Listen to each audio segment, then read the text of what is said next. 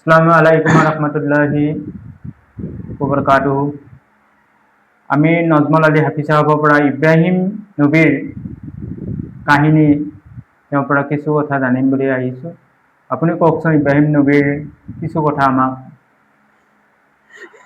আলহামদুলিল্লাহ, এটা সাবজেক্ট নিৰ্বাচন কৰিছে। এই সাবজেক্টটো হৈছে হজৰতে ইব্ৰাহিম আলাইহিছ সালাম। ইব্ৰাহিম আলাইহিছ সালামৰ সম্পৰ্কে বা তেখেতৰ জীৱনী যদি ক'বলগীয়া হয় অলপ লম্বা হয়, কিন্তু গোটেইখিনি কোৱাটো সম্ভৱ নহ'ব। সেইকাৰণে নহ'ব, সময় খুব কম আৰু বেলেগ প্ৰগ্ৰেমো আছে, গতিকে সংক্ষিপ্ত হিচাপে অকণমান কৈছোঁ ইনশাআল্লাহ। যদি অজানিতে ভুল হৈ যোৱাৰ বাবে আল্লাহৰ ওচৰত ক্ষমা বিচাৰিছোঁ, আৰু যিসকলে জানে তেওঁলোকে যেন আমাক আঙুলিয়াই দিয়ে। হজৰতে ইব্ৰাহিম আলাইহিছ সালাম একজন নবী হয়। এই নবী দুনিয়াৰ বুকত আহি বহুত তেখেতে কুৰবানী কৰিছে, বহুত তেখেতৰ উচৰ্গা আছে। আল্লাহ তাবাৰক তাআলাই ইব্ৰাহিমক প্ৰতিটো সময়তে আল্লাহ পৰীক্ষা লৈছে, এনেকুৱা পৰীক্ষা লৈছে। পৰীক্ষা লওঁতে ইব্ৰাহিম আলাইহিছ সালামৰ অৱশেষ পৰীক্ষা কি কৰিছে? নিজৰ পুত্ৰক আল্লাহে কুৰবানী বিচাৰিছে। পৰীক্ষা বহুত লৈছে। কি পৰীক্ষা লৈছে আপোনালোকে চবে জানিব, কিন্তু গোটেই পৰীক্ষা আপোনালোকক মই কোৱা নাই। শেষৰ পৰীক্ষাটো আল্লাহ তাবাৰক তাআলাই কৈছে সপোনৰ মাধ্যমে, হে ইব্ৰাহিম, তুমি কুৰবানী কৰা। ৰাতিপুৱা উঠিছে, কুৰবানী কৰি দিছে 100 উট। আকৌ ফেৰ নেক্সট দিনাখন ৰাতি সপোনত দেখিছে, হে ইব্ৰাহিম, তুমি কুৰবানী কৰা। ৰাতিপুৱা উঠিছে, কুৰবানী কৰি দিছে 100 দুম্বা। আকৌ কুৰবানী খুজিছে, আকৌ উঠিছে, ৰাতিপুৱা 100 ভেড়া। আকৌ খুজিছে, হে ইব্ৰাহিম, তুমি কুৰবানী কৰা। আটাইতকৈ মহাব্বতৰ বস্তু তুমি কুৰবানী কৰা। তেতিয়া ইব্ৰাহিম আলাইহিছ সালাম ৰাতিপুৱা চিন্তিত হ'ল যে আল্লাহ তাবাৰক তাআলাই মোৰ পৰা কুৰবানী বিচাৰিছে, কিন্তু মই 3 দিনেই কুৰবানী কৰিলোঁ, কিন্তু আজিৰ সপোনত দেখুৱাইছে যে তুমি আটাইতকৈ মৰমৰ বস্তু কুৰবানী কৰা। মোৰ আটাইতকৈ মৰমৰ বস্তু কি আছে পৃথিৱীত? ভাবি চিন্তি তেখেতে ভাবিলে যে মোৰ পুত্ৰ ইছমাইল মৰমৰ বস্তু, ইয়াৰ বাহিৰে মহব্বতৰ বস্তু মোৰ পৃথিৱীত কোনো নাই। তো ইছমাইল আলাইহিছ সালামক কুৰবানী কৰিবৰ কাৰণে তৈয়াৰী হ'ল। কিন্তু সেই সময়ত ইছমাইল আলাইহিছ সালাম আৰু ইছমাইল আলাইহিছ সালামৰ মা বনবাসত আছে, মৰুভূমিৰ মাজত। আগতেই ইব্ৰাহিম আলাইহিছ সালামে বনবাস দি আহিছিলে। এইকাৰণে বনবাস দিয়া হৈছিল যে তেখেতৰ 2জনী বিবি আছিলে।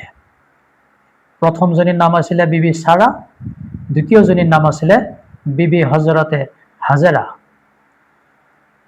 এই হাজেৰা বিবিক সাৰাৰ হুকুমত হজৰত ইব্ৰাহিম আলাইহিছ সালামে বনবাস দিবলগীয়া হৈছিল।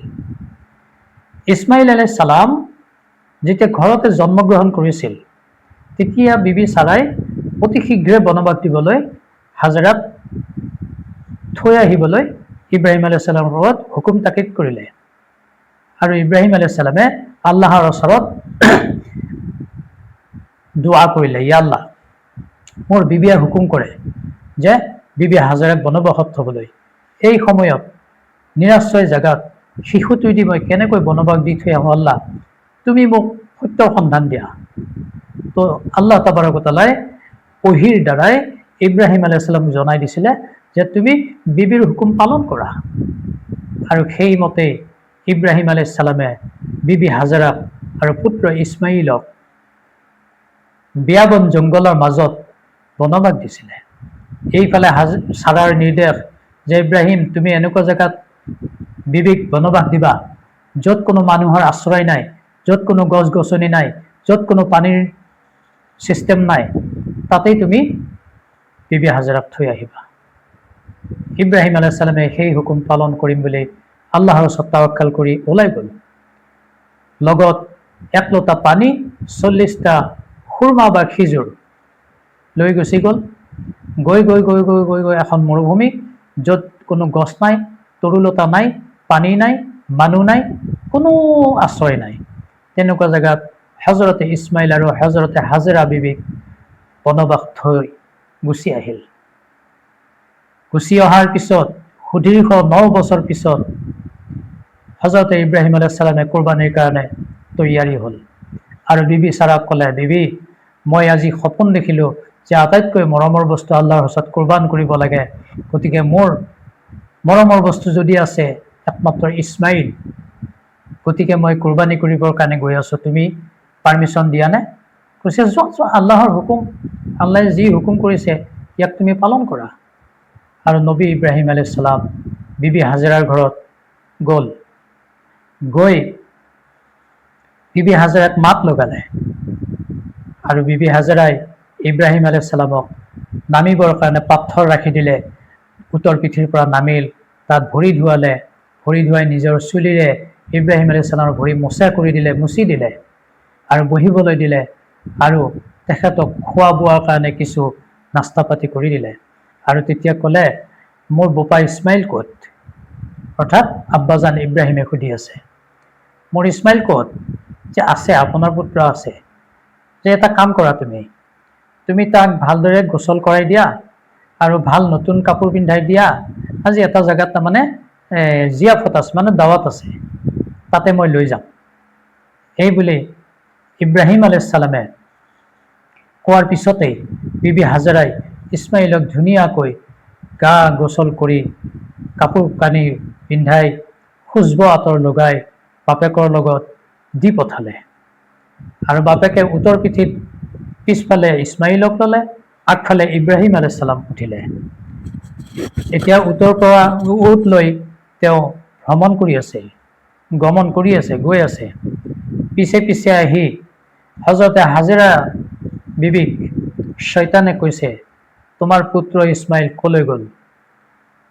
তেতিয়া ক'লে, মোৰ স্বামী ইব্ৰাহিমৰ লগত, অৰ্থাৎ ইছমাইলৰ আব্বা, তেখেতৰ লগতে ইছমাইল গৈছে এটা দাৱাতৰ কাৰণে, দাৱাত খাবলৈ। দাৱাত খাবলৈ গৈছে নহয়, তুমি গম পোৱা নাই? ইব্ৰাহিম আলাইহিছ সালামে ইছমাইলক আল্লাহৰ ৰাস্তাত কুৰবানী কৰিব। জেপত চুৰি ৰচি আছে, তুমি দেখা নাই? তেতিয়া বিবি হাজেৰা কিমান ধৈৰ্যৱান চাব, কৈছে, যোৱা, যদি আল্লাহে মোৰ পুত্ৰকে পচন্দ কৰিছে তেনেহ'লে তাততো মোৰ লাখ লাখ শুক্ৰিয়া, কাৰণ মইতো নেকিৰ কাম একো কৰিব পৰা নাই, মই ভাল কাম একো কৰিব পৰা নাই। আল্লাহৰ ৰাস্তাত যদি মোৰ পুত্ৰকে খুজিছে, আল্লাহে পচন্দ কৰিছে, মোৰ কোনো আফচোচ নাই। গতিকে তই শয়তান হ, লা হাওলা ৱালা কুৱাতা ইল্লা বিল্লাহ। এই দোৱা পঢ়াৰ পিছত শয়তান আঁতৰি গ'ল। আঁতৰি যাই ইছমাইলৰ কাণে কাণে কৈ আছে, বোপা ইছমাইল, তুমি ক'লৈ যাব আহিছা? কৈছে, মই আব্বাজানৰ লগত এটা দাৱাত খাবলৈ যাব আহিছোঁ।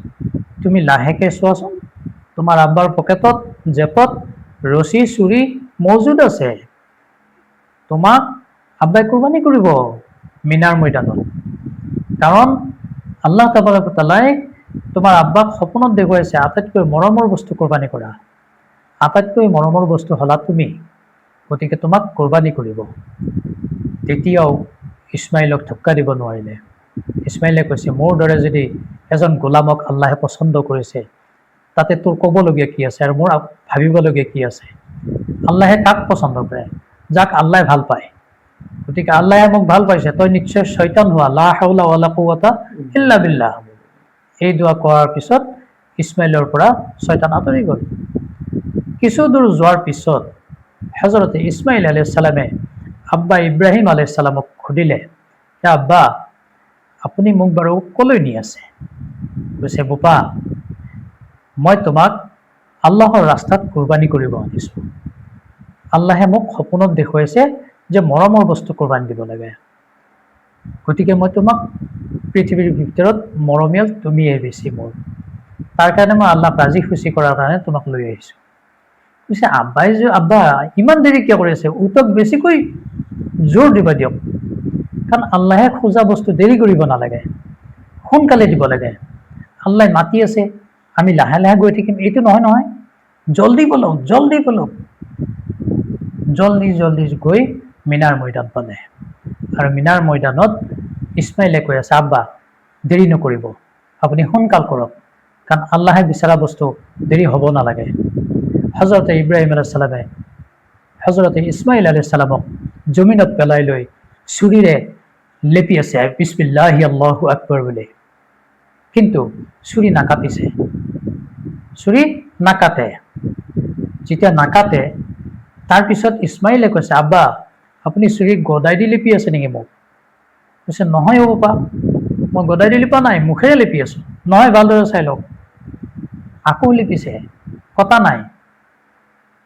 তেতিয়া কৈছে, আব্বা আপোনাৰ বোধহয় মোৰ প্ৰতি মহাব্বত আহিছে, সেইকাৰণে আপুনি কোৰবান কৰিব পৰা নাই। মোৰ মুখখন আপুনি জমিনৰ তলৰ ফালে ঘূৰাই লওক। জমিনৰ ফালে কৰি মুখখন ঘূৰাই লৈ ফেৰ ছুৰী মাৰিছে, ছুৰী লিপিছে, কটা নাই। তেতিয়া ইব্ৰাহিম আলাইহিছ সালামৰ খং উঠিছে ছুৰীৰ ওপৰত। ছুৰীখন এটা পাথৰৰ ওপৰত দলি মাৰি দিছে, পাথৰ 3 টুকুৰা হৈ গুচি গ'ল। তেতিয়া ছুৰীয়ে কৈছে, হে ইব্ৰাহিম, তুমি আল্লাহৰ নবী হোৱা, তুমি হুকুম কৰিছা ইছমাইলক কাটা, আল্লাহে মানা কৰিছে 70 বাৰ ইছমাইলৰ এটা লোম নাকাটিবা। মই আল্লাহৰ হুকুম মানিম নে তোমাৰ হুকুম মানিম? তোমাৰ হুকুম নামানিলে মই জাহান্নামত নাযাওঁ, মই দুনিয়াত হয়তো তোমাৰ পৰা অলপ দূৰত থাকিম বা তুমি মোক বেয়া পাবা। যদি মই আল্লাহৰ হুকুম নামানো, কিয়ামতৰ দিনাখন আল্লাহ পাকে মোক জাহান্নামত দিব। গতিকে মই ছুৰী কেনেকৈ কাটিম? মই কটা নাই। এনে কথা কৈ থাকোঁতে হজৰত জিব্ৰাইল আলাইহিছ সালাম আহি হাজিৰ হ'ল, সালাম দিলে আৰু আল্লাহৰ তকবীৰ দিলে। দি ইব্ৰাহিম আলাইহিছ সালামক ক'লে, কি হৈছে তোমাৰ? বোলে এনেকুৱা, মই পুত্ৰক কুৰবানী কৰি আছো, কুৰবানী হোৱা নাই। তুমি এটা কাম কৰা, হাত তলত তুমি চকুত কাপোৰ বান্ধি লোৱা, এতিয়াই দেখিবা ইছমাইল কুৰবান হৈ যাব। তুমি চকুত কাপোৰ বান্ধা নাই, সেইকাৰণে হোৱা নাই, কাপোৰখন বান্ধি লোৱা। তেখেতৰ কথা শুনি হজৰতে ইব্ৰাহিম আলাইহিছ সালামে চকুত হাত তলত কাপোৰ বান্ধি হজৰতে ইছমাইলৰ গলত ছুৰী দিলে, বিছমিল্লাহি আল্লাহু আকবৰ।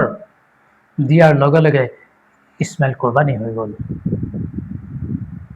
ইব্ৰাহিম আলাইহিছ সালামে চকুৰ পট্টি খুলি দেখে ইছমাইলৰ য'ত কুৰবানীৰ কাৰণে ছুৰী লিপি আছিলে, তাত মানে দুম্বা কুৰবানী হৈ গৈছে। তো তাজ্জব হৈ গ'ল, এইটো কি কথা হ'ল?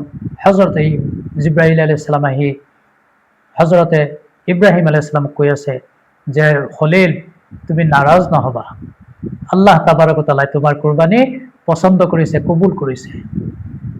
তুমি ইমান পৰীক্ষাত পাছ কৰিছা, এইটো পৰীক্ষাতো তুমি কামিয়াব হৈ গলা। গতিকে তুমি ইছমাইলৰ ঠাইত দুম্বা কুৰবানী কৰাৰ কাৰণে তুমি অশান্তি নকৰিবা। আল্লাহ পাকে তোমাৰ ইমানহে বিচাৰিছে। আল্লাহ পাকে ইব্ৰাহিম আলাইহিছ সালামৰ পৰা কিমান পৰীক্ষা লৈছে চাওক। ইয়াৰ মাজত কথা হ'ল, যেতিয়া ইছমাইল আলাইহিছ সালামক ইব্ৰাহিম আলাইহিছ সালামে কুৰবানী কৰাৰ কাৰণে তৈয়াৰ হৈ আছে, মানে হাত পাও বান্ধি লৈছে, হাত ভৰি বান্ধি লৈছে ইছমাইলৰ নিৰ্দেশ মৰমে।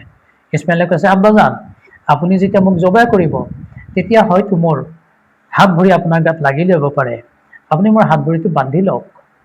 আৰু আপুনি যেতিয়া মই কুৰবানী হৈ যাম, মোৰ চামৰাখন আপুনি চেলাবতো নোৱাৰে। মোৰ এই যে পিন্ধি থকা কুৰ্তা, পায়জামা, টুপি, এইবিলাক তেজত আপুনি লগাই লৈ মোৰ মাৰ ওচৰত দিব, কাৰণ মোৰ মাৰ একমাত্ৰ সন্তান মই আছিলোঁ, আৰুতো মাৰ আগেও নাই পিছেও নাই। মোৰ তেজৰ গোন্ধটো পালেও মা শান্তিত টোপনি মাৰিব পাৰিব। গতিকে আপুনি এই কাম কৰিব। চাওক, ইছমাইল জবে হৈ যাব আৰু তেওঁ কৈ আছে যে মাৰ কাৰণে এইটো কাম কৰিব, মোৰ ড্ৰেছযোৰা তেজত লৈ যাব। ইব্ৰাহিমৰ কিমান পৰীক্ষা লৈছে আল্লাহ তাবাৰক ওয়া তাআলাই। আমাক যদি এনেকুৱা পৰীক্ষা এটা কৰা হয়, আজি কোন বান্দা আছে যে আল্লাহে পৰীক্ষা বিচাৰিলে পাছ কৰিব পাৰিব? আল্লাহে সদায় আমাক কৈ আছে, তুমি যদি তোমাৰ উন্নতি বিচাৰা, কামিয়াবি বিচাৰা, তেনেহ'লে তুমি মোৰ ওচৰত নত হোৱা। মোৰ ওচৰত নত হোৱা কেনেকৈ? সিজদাত তুমি লুটিয়াই পৰা, ৰুকু কৰা। আল্লাহ নবী সাল্লাল্লাহু আলাইহি সাল্লামে লম্বা লম্বা সিজদা দিছিলে। আল্লাহ নবী সাল্লাল্লাহু আলাইহি ওয়াসাল্লাম লম্বা লম্বা ৰুকু কৰিছিলে, সাহাবা ইকৰামসকলে লম্বা লম্বা ৰুকু সিজদা কৰিছিলে। যাই নহওক, আল্লাহ তাবাৰক ওয়া তাআলাই ইব্ৰাহিম আলাইহিস সালামৰ সম্পৰ্কে বহুতেই কাহিনী কোৰআন শৰীফত হাদিছত লিপিবদ্ধ আছে। তাৰ মাজত আৰু এটা ছাবজেক্ট ইমান ডাঙৰ হৈছিলে। তো আল্লাহ তাবাৰক ওয়া তাআলাই ইছমাইল আৰু ইব্ৰাহিমৰ আলাইহিস সালাম দুইজনৰ সম্পৰ্কে আমি শৰ্টকাট হিচাপে কিছু কথা শিকিলো বা শুনিলো। আল্লাহ তাবাৰক ওয়া তাআলাই কোৱা আৰু শুনাতকৈ বেছি বেছি আমল কৰাৰ তৌফিক দিয়ক। আমিন, আল্লাহুম্মা আমিন। ওয়া আখিৰি দাওয়ানা আনিল হামদুলিল্লাহি ৰাব্বিল আলামিন। আলহামদুলিল্লাহ। আমাৰ নজমল আলী হাফিজ সাহেবে যিখিনি কথা ক'লে ইব্ৰাহিম নবীৰ কাহিনী, সেইখিনি আমি নজনা কথাই আমি শিকিলোঁ। আৰু আগলৈও আমি বহু কথাই শিকিম। ইছলামিক বহু কথাই শিকিবলগীয়া আছে আমাৰ এই জীৱনত। আমি সেই গোটেই কথাবোৰ শিকি অলপ অলপকৈ হ'লেও শিকি যাওঁ। আৰু আমাৰ এই সৰু চেনেলটো আপোনালোকে লাইক কৰিব, ছাবস্ক্ৰাইব কৰিব, কমেণ্ট কৰিব। আসসালামু আলাইকুম ওয়া ৰাহমাতুল্লাহ।